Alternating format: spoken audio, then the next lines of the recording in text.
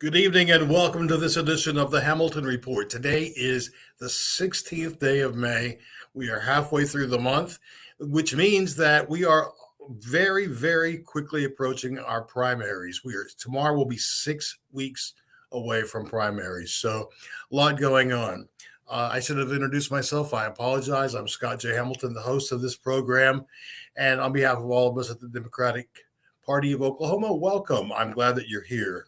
And I should also say that I never take for granted that you will be here. I never take it for granted that you will share this broadcast. I'm always very appreciative of you being here. I appreciate you sharing the information that you glean from this broadcast, and especially your support. I'm grateful for all the comments that we get about this program, and it really does encourage us moving forward in deciding who we'll have and what topics we'll cover on the show. So we really take to heart your good counsel, and I appreciate that very much. Well, in keeping with our what we've been doing the last several weeks, it will be my pleasure to introduce to you a candidate running for United States Congress in CD5, Congressional District 5. And we'll do that. But first, I want to take a very quick break for a word from our sponsor. Don't have time to wash your car yourself?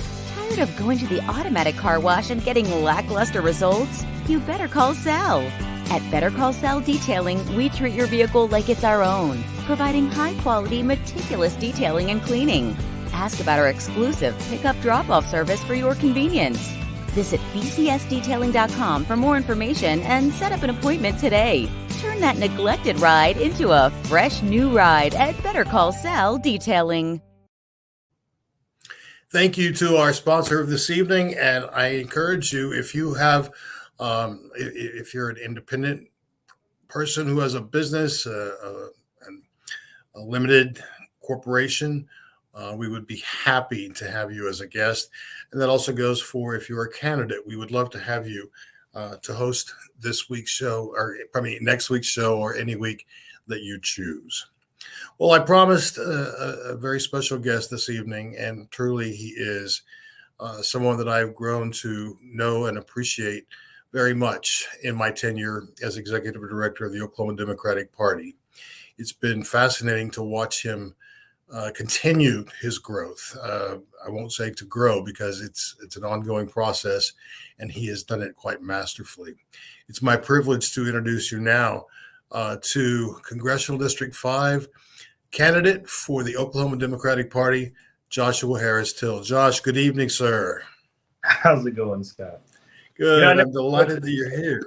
I never know what to say. You give such great introductions, and so I'm just always over here like, oh, I'm prepared for this, and then I got to compose myself. I'll take that as a good sign. Thank you for being with us, first of all. I appreciate it, because I know that you're more than a little busy right now.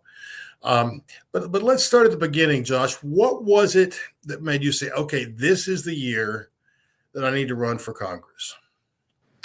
So, honestly, it's something that I've been thinking about for a while. And I had been thinking about it because congressional race, the federal government, my experience there, that's how I got started. That's something that it's always been very close to my heart, and something that I knew I wanted to do. But I think that a little further into it, CD5, after losing Kendra in that race, I knew that we had to get somebody good in there. So me and Kendra had been having conversations about whether or not she would be running, because I obviously wouldn't run against her. She's a good friend of mine. And, when we saw the maps, we were like, this is going to be a very uphill battle. And there's already a candidate in the race who had been running for a while. So we thought maybe it'd just be best for us to find ways how we can support the party. A number of things happened in a very quick succession. So, as you know, I am a distant cousin of Emmett Till. So during the Amir Locke funeral, we flew out to Minnesota, and we attended the funeral, and I ran into some of Emmett's other cousins, and they said, hey, we're doing this big thing in Mississippi. We would love you to come down and support it and speak there. Then the Emmett Till Anti-Lynching Act got passed. So those were both really big things that were happening in the country. Then we get the information that Inhofe is going to be retiring. And so me and Kendra again have a conversation about the potential of her running for that seat. The candidate who was in the race, it looked like they would be dropping out. So I was like, if Kendra, if you're running, I would be willing to run for 5, just to make sure that we have some good representation there. Plus, obviously, it was a seat that I wanted for a while.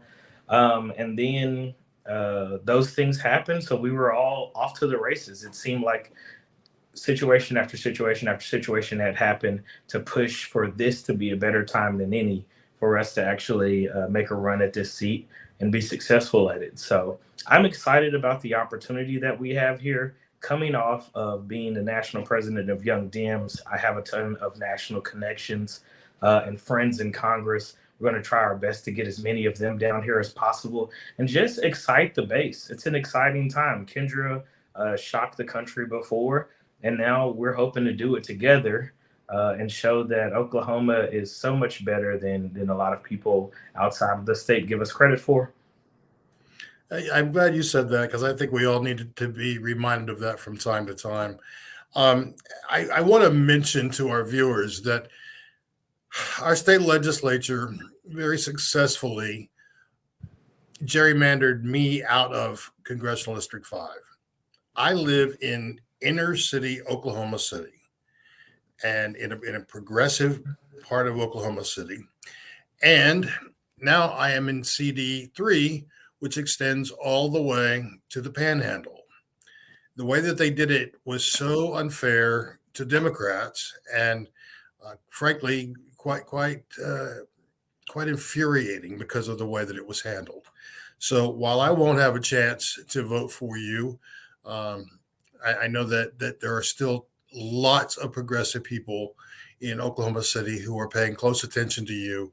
And we should also mention that the person that you're running against, Stephanie Bice, who, when she ran for this position the first time, the entirety of her platform was, "I will stand with President Trump on everything." And she hasn't strayed too far from that. So that gives you a great big open hole to run through, I think. For sure. What I think that they intended to do, they may have overshot on. They changed it from an R+3 district to an R+18 district. Explain that, Josh, to our viewers, please. Oh, so sorry. Yeah. So they took the base number of Republican voters and Democratic voters, and they said there's a 3 percentage point advantage for Republicans previously, and they made it an 18 percentage point advantage for Republicans, which means for all intents and purposes that the most votes a Democrat should be able to get. I think, let's say if the Republican gets 58 points, or 58% of the vote, the Democrats should only be able to get 40% of the vote. I'm good at math, I promise. So they're trying to make it so that it's as difficult as possible for a Democrat to get elected. And they did that by basically removing the South Side of Oklahoma City, just a huge chunk of South Side Oklahoma City out, and adding in chunks of other districts. So now the 5th district, when it was just Oklahoma County, Pot County, and Seminole County, now it has Lincoln County, Logan County, and Canadian County all added in to the district on top of the 3 counties that were already there. So it's little bits of chunks of all of them. What I think that they made a mistake on when they did this is, what they didn't realize is how many minority voters they were putting into the district. And I think what they also underestimated is how upset people would be about the way that they changed those maps. So what we're seeing is a lot of support, not just from Democrats, but from Republicans as well. With this early start, I always say I'm waiting on something bad to happen because things have just been going so well as we've started off this campaign. I'm excited about it. I think that people understand this is going to be a really good time. There's tons of IE dollars being invested in the 5th Congressional District to get the vote out. Recreational marijuana looks like it's going to be on the ballot. So that's going to bring out a lot of younger voters. They're registering lots of folks as well who are progressive voters and who believe not only should marijuana be decriminalized, but also retroactively people who were charged for it should be let out. And so I think we're just incentivizing a lot of really good folks to come to the table who understand who's caused the issues of the last decade, but especially of the last 4 years. I think there's a lot of people who are upset about what's happened. And so we're going to reap the benefits of that at the ballot box. And one of the things that is so glaringly obvious is that, like President Biden said, this is not your dad's GOP, and it's not. These people are literally seriously considering eliminating Social Security and Medicare. Imagine how many seniors right here in Oklahoma would be living on the street if that were to happen. So I think your timing is impeccable, and I'm glad that you're running for all of the people in Oklahoma, and that's something that we just have not seen enough of in Congress for a very long time. Josh, we've talked about why you're running, but I want to know a little more about you. Tell our viewers about Josh the man. It's always interesting running for office because you got to talk about yourself a lot, and I like to listen more than I like to talk about myself. But fundamentally, went to Northeastern State University, got my degree in political science, and was excited to be surrounded by political science folks because these are a lot of very open-minded people who think critically and question lots of things. That kind of helped me galvanize my way of thinking and build my platform. While I was in school, my priority was being the first person in my family to graduate. I was able to do that successfully. But also while I was there, I got to work in Congressman Dan Bourne's office. And working in his office was so amazing because he really had a heart for people. And he would come into the office in shorts and a t-shirt and just hang out and talk to constituents. Being in that office made me truly passionate about this work because it wasn't just a politician on a pedestal who didn't care about people or felt like they knew better than everybody else. It was somebody who truly embodied what representation looked like. So when he retired and that seat went to the Republican Party, I was so upset about it that I wanted to see somebody do some work in that race. And I wanted to work for somebody who would run. Nobody announced. So I said, well, what we always say is if nobody runs, you should run. So I'll do it. So at 24, I ran for Congress. And you should not do that to anybody and everybody listening. Don't do it. It's a horrible idea. But I'm glad I did it because it taught me so much. I was obviously unsuccessful in 14. In 16, I ran again with so much more experience, so many more connections, a bigger following, a better understanding of what running for office looks like, but also a better understanding of the reality of the world. My mom was diagnosed with cancer. She was my priority. So I, for all intents and purposes, suspended my campaign. You can't actually suspend your campaign at that point in time. You have to leave your name on the ballot. But I was spending every other week in Texas, making sure that she was cared for. And it was so real to me at that time and disheartening running for office because the Affordable Care Act is the reason that my mom had insurance when she lost her job because she could no longer work while going through chemotherapy. Like when Obama said you can keep your doctor, she was able to keep her doctor. She was given a 17% chance to last a year, and she ended up surviving almost 3 years. with the phenomenal treatment that she was receiving down in at Texas Oncology. And so, like, that's something that means something to me. When I got back, I think about my college experience. Graduating, I was like, let's find a job. I applied for 70 plus jobs in the first like 3 months post graduation and didn't get a call back. And I had all of the student loan debt that I was expected to pay back, but I had no opportunities. And so that's again what made it so real for me. I ended up getting a job working in factories, doing industrial impact technician. I was an industrial impact technician. I was traveling the country doing this work. But what I realized while I was doing this work is so many of our journeymen in Oklahoma, um, they get this amazing education, all these amazing trade skills, and then they have to leave the state, right? And so while I was doing that work, I was like, wouldn't it be great for these people to be at home? And that's just kind of, again, what has led me to this point. Politics is personal to me. I've lived through a lot of these things. When I speak about gun violence, which is something that's really on my heart heavy because of what just happened in New York, I think about my family and losing family members to gun violence and how I've been doing this work for years so other folks don't have to.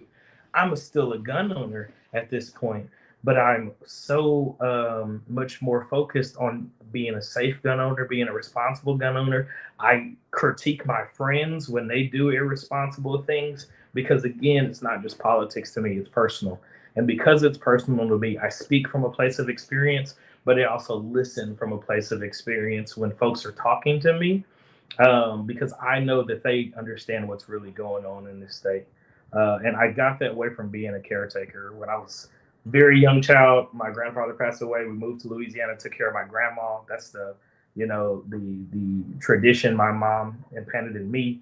I did that for her when she right before she passed. I did it for my father right before he passed. Like, it's been something that is always going to be a core part of who I am. I'm going to be a caretaker. I'm going to show up and I'm going to give when needed because that's what the world needs more now than ever. And that's what I think I really bring to this position. That's who I think I am when I ask people for the opportunity to represent them. I've been doing this work a very long time, and I think that politics is kind of like a foreign language in a lot of respects. And there's a few people who have the ability to translate, and you can use that for good or bad. I've been trying to use that for good to let people know what's really going on since I got started almost 10 years ago now. So I'm excited about the possibilities we have. And I'm excited for Oklahoma that we have someone that is not just passionate for a position, but it's what's driving you to be in that position that I find exciting and at the same time pretty humbling because as you alluded to, your family has gone through a great deal with regard to gun violence and the lingering effects of that on the survivors are not small at all. So I appreciate that very much. Let me ask you, in terms of the let's just say the present Oklahoma delegation in the U.S. House of Representatives, what advice would you give to them right now if you were talking to any one of them? The number one piece of advice I would give is go back to your district. This party line voting is detrimental to the state. When you think about, again, like the Medicare conversation, our folks, they weren't advocating on behalf of a better solution. They were just saying, we don't like your plan. When we think about recently, Vice and the other members voting against the insulin caps, like that's something that's affecting people in your district right now. When you think about fundamentally any of the things that they're doing right now, so many of them are focused on getting reelected, getting on Fox News, appealing to this demographic of voters that they feel like will support them, but it's pushing them further and further to the right. And I don't think it's about, the right or even the left. I might get in trouble with Alicia for saying this, but it's not even about one party rule. It's about 50-50, because politics is the art of compromise. And if we were down to make compromises, we would be doing so much better of a job. But the only way we can get there is really to fix a lot of the issues. And so what we see right now, where we have the House, the Senate, and the presidency, is not enough aggression, in my opinion, on fixing some of these mistakes that were made over the last presidential administration. There's things that we really need to fix right now. There's things that we aspire to have that we can have conversations with down the road, but there are things that we have to fix right now, before 2018 is over with. And what it's looking like is there's going to be a lot of backlash, because there were promises made on the campaign trail that aren't being fulfilled. And I think student loan debt for young people is one of the really big issues. It's not about whether you support it or not. It's about the fact that the president said that he was going to forgive up to $50,000, and he has not made good on that. The Roe v. Wade discussion, and how that's not been codified, and how we don't believe that it will be codified before the end of 2018, that's lives that we're putting in danger. What are we going to do about it? The Voting Rights Act, and the fact that we have states actively passing laws to restrict voters' access. What are we going to do about it? Because we can't pretend like Republicans, when they get in power, we can't pretend like Mitch McConnell is going to have our best interests in mind on any point. And so we have to do something right now. I believe that, Oklahoma City, in and of itself, the 5th Congressional District, it's trending away from the extreme right, and they're seeing that more and more. But what we're also seeing is that there's been a lot of distrust from people, and we have conversations about this, Scott, all the time. There's been a lot of distrust from people saying, hey, I heard it was going to be like this, and people got into office and they didn't keep true to their word. And so it's one thing for us to ask folks to believe in us, but it's another thing for us to be accountable to what we promised we would do. We can't do everything, especially in the legislature. It's a super majority of Republicans. But what you can do is make sure that you're present, make sure that you're fighting, and make sure that you're working outside of the Capitol on the things that you can't pass while you're in the Capitol. If I'm elected, I'm going to do my work in D.C., but I will definitely be back in the state, not just in the 5th Congressional District, but working around the state to help us excite the base and get more Democrats elected, because that's what we have to do if we really want to turn this state around.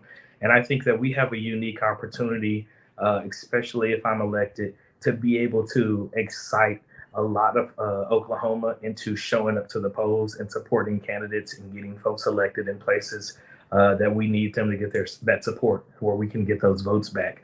I am dedicated not only to winning this seat, not only to providing good representation, but to leading the charge on getting Oklahoma back to where it needs to be, should I be elected.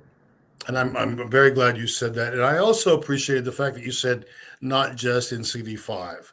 I was talking with a candidate running for a position in the State House, and he said, I'm talking to people who don't even live in my district, because I want them to know that I want to amplify their voices. I want to represent them, even if I'm not their representative.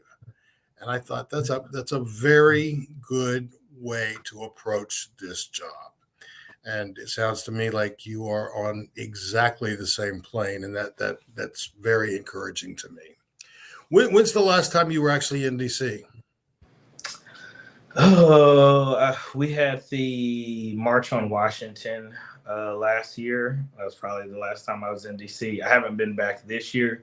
I will be going back soon. There's a couple of events that happen out there that support races like this, and I really want to get some DC folks to make some visits to Oklahoma to help us kind of excite our base, and honestly to help us raise some funds. Because the unfortunate reality, some of the folks who have the means to give only give when a guest comes. So one, if you're watching this and you're looking for a place to donate, hey, this is a great place, and I would appreciate your support. But two, if there's people that you want to see come to this state that you feel like can really excite the base, That's something that I want to provide. And so I got a lot of friends, and I'm calling in all of my favors. I believe that, look, we got to go for broke if we're really going to be serious about winning this. But we can do something really amazing with 2 years. Actually, it's funny you said it, because when we were at the Crew Me Frazier Gala, I made a promise to one of my friends from CD2. And I was like, if I win this, then you have to run for office in your district, your house district, and I'll come and I'll throw a fundraiser for you. And we shook on it. So not only is it something that I'm serious about doing, but I'm already obligated to at this point. We really got to get some folks elected, and hey, it makes a difference if you have a congressional member show up to a rural county. It makes a difference to a lot of folks, and so that could be the tipping point in a lot of these races. And I would love to provide that kind of support to good folks. Well, it's been great hearing what your plans are, and I want to encourage our viewers that, especially if you live in the 5th Congressional District, you have an opportunity to support a candidate in Joshua Harris Till, who takes this very seriously, and as he said, personally. And I encourage you to support him financially, support him with your volunteer hours, because it takes a lot of door knocking, it takes a lot of driving, it takes a lot of phone calls to make this kind of a campaign work. And so he's pointing out the scroll at the bottom of your screen. I am thrilled that you're running. I'm thrilled to know you. You are a man of integrity, and I'm grateful for your friendship. In the last minute that we have, what would you like to say to your potential constituents? I would just say, look, y'all, this race is winnable. We believe they gerrymandered it beyond repair. That's not true. There's votes there. We have the math to back it up. What we have to do, though, what we need from you within the 5th Congressional District and every single person outside of the 5th Congressional District watching this, we need you to get excited. We need you to get serious. We need you to believe one more time that we can do something amazing. We got 2 Senate races on the ballot. We got statewide races on the ballot. We got some amazing local candidates running. If you don't have a local candidate in your area that you can support, go support somebody else. This is a great year, the best year. You know, we say it all the time. This is the most important election of your life. It really is. Everything's on the ballot, but not just that. Opportunity is really on the ballot this time. There's so many great folks running, and there's a really great questions that are going to be on the ballot. And if we take advantage of this moment, we'll be able to do something in Oklahoma that they're not expecting us to do. But it's only if we get to work, not tomorrow, not next week, right now. Figure out what candidates you want to support and give them a call or message them or follow them on social media and say, hey, I'm in. How can I help? And Josh, I'm going to just follow that up with one thought. You said, we've got to work. And I'm going to suggest that we have to work together, because the days are gone when we can afford to fight amongst ourselves, when we can afford to let non-issues become monsters in the room. It really is time for us as Democrats to come together, to support our candidates, and like you said, to believe that change is possible and that we have an opportunity. Always a pleasure visiting with you. It's funny, you've been a guest on this broadcast before, and it was very different interviewing you as a candidate. But if you stay true to your heart, true to your mission, I have every confidence that you will win come November. Thanks for being with us, Josh. I appreciate it. And look, if we do win, then we got to do another interview, and then we'll do it from this level to this level to that level, and we'll see how different that one is too. That's a deal. Thanks again. Keep up the great work, brother. Thanks for having me. Well, friends, I hope that you learned something that you perhaps didn't know about Joshua Harris Till before. I'm excited for our party. I'm excited for Oklahoma's future, not just with Josh, but some of the extraordinary people who have stepped up this year to run as Democrats at the state level, the municipal level, county level, and certainly for Congress and the United States Senate. We're completely out of time. Thank you so much for being with us. I hope that you will continue to share this broadcast and invite others to subscribe on YouTube or to tune in to our Facebook page and see this or any previous episodes. But you are the reason that we are here every week. You're the reason that the Oklahoma Democratic Party exists. And finally, if you are a Democrat, you are a part of the Oklahoma Democratic Party. Speaking of which, I'm Scott J. Hamilton, and on behalf of all of us at the Oklahoma Democratic Party, I'll see you next week. Have a great evening and a safe week ahead. Good night.